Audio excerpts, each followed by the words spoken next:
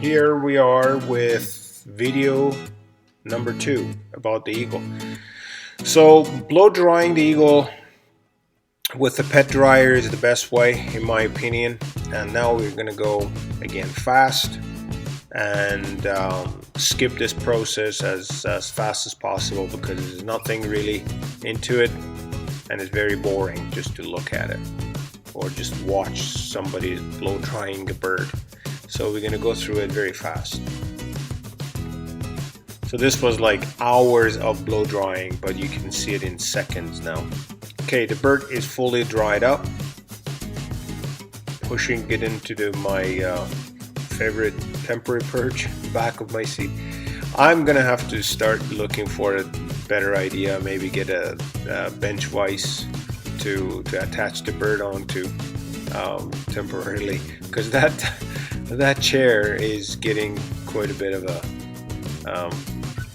basically what do you call it, is getting a lot of holes on it, so it's falling apart. I'm gonna have to change my method, but this was quick and easy and the right height. That's what I like about it. So anyway, with your needle or spatula, make sure that you from lower part of the wing to the upper part, just try to lift up every single feathers. Make sure that the feathers are not lying on top of one another.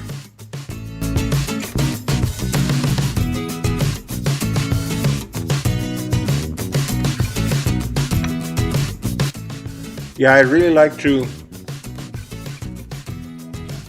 do this part first before I bend the wings into place, because you're gonna have to open the wings again to do this, so might as well do this part first. And it's very critical to make sure that the bird is mounted in a smooth shape. Feathers are supposed to be, especially on the wings, are supposed to be shingled up from bottom to top. So when you're blow drying them, you're probably putting them into wrong position, and you have to bring them back into the right position.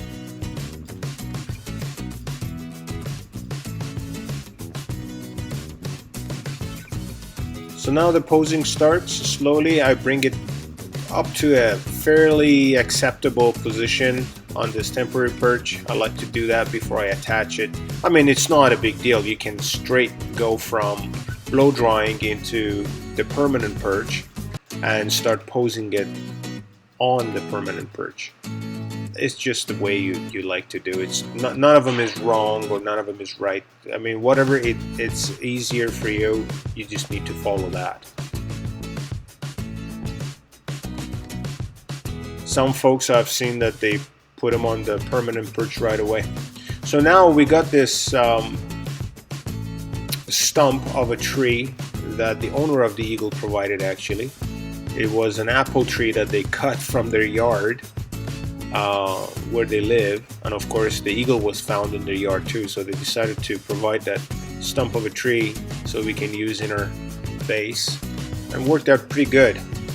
I cut the right part, left the other parts showing. So basically this eagle is sitting on an apple tree, if you want to know the whole story.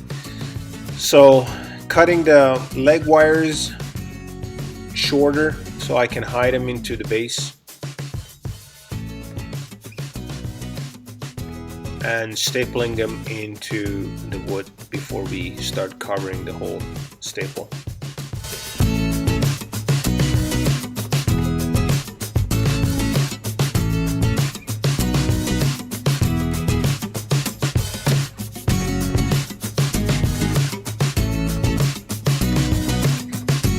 So now the bird is on the like on a permanent perch, and we got to keep in mind to create a pose that is going to hide all the lost feathers on the ankles and on the feet.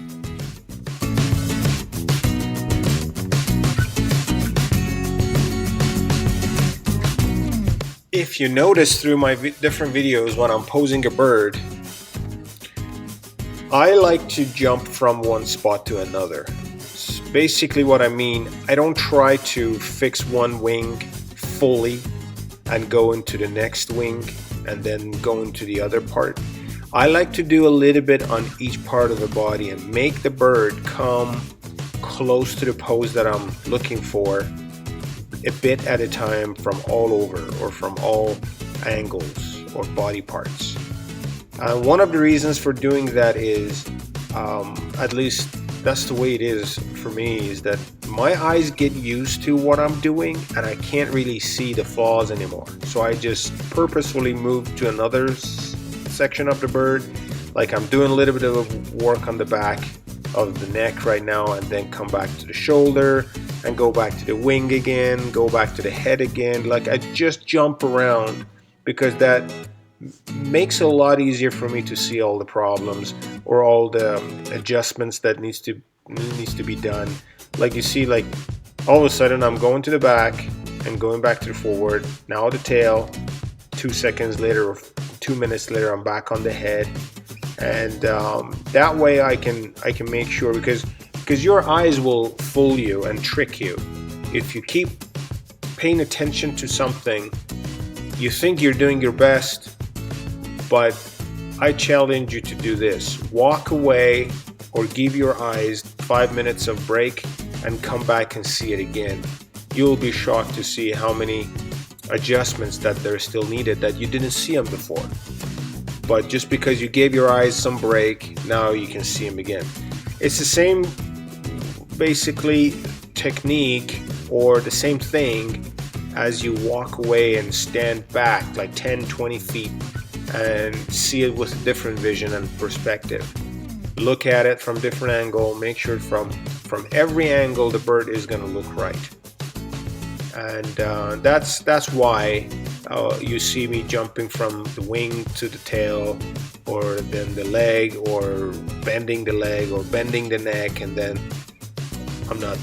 you feel that I'm done with bending the leg, but in 2 minutes or 5 minutes later I start doing it again.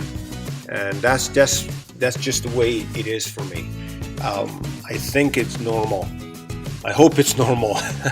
Maybe some folks out there are watching and they call me, hey, this guy is just not knowing what he's doing because he can't figure out what to do.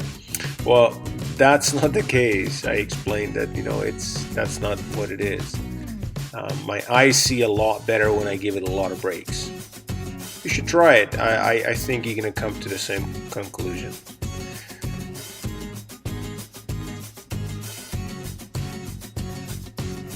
So as you can see, when the bird is going to be on a very relaxed and basically soft pose and posture, the breast feathers on a relaxed bird will fluff up.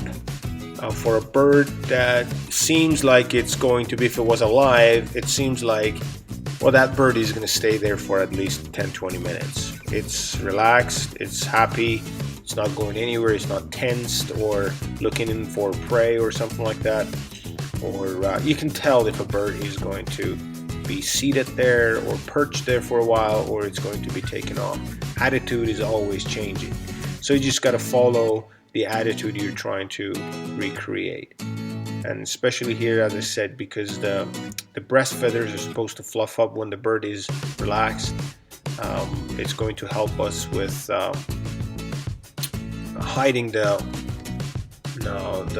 featherless feet.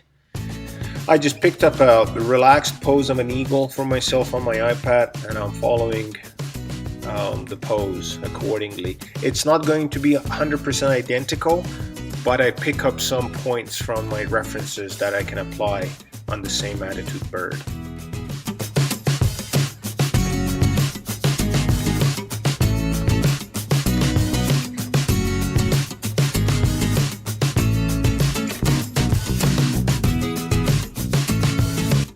I'm just trying to make sure that the bird is balanced properly.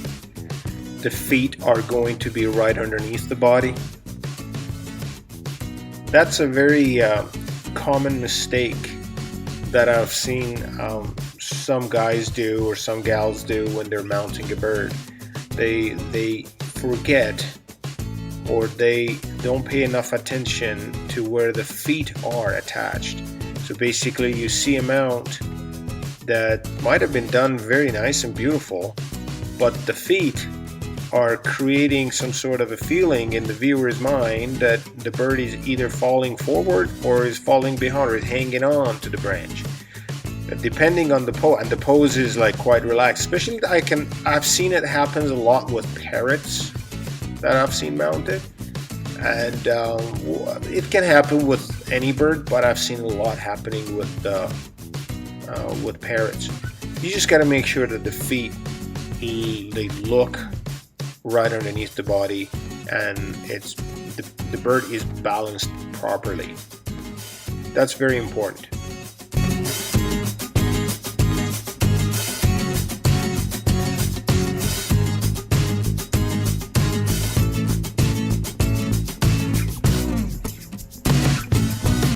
So the bird is taking some really good shape right now.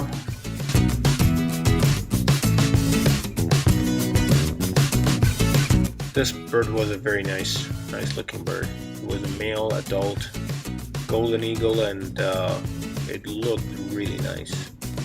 Beautiful feathers on the back of its neck, and beautiful dark cap on the head. So I'm trying to give it a fair amount of hackles up, but not too much, because if it's too much, then the bird is going to be aggressive looking again.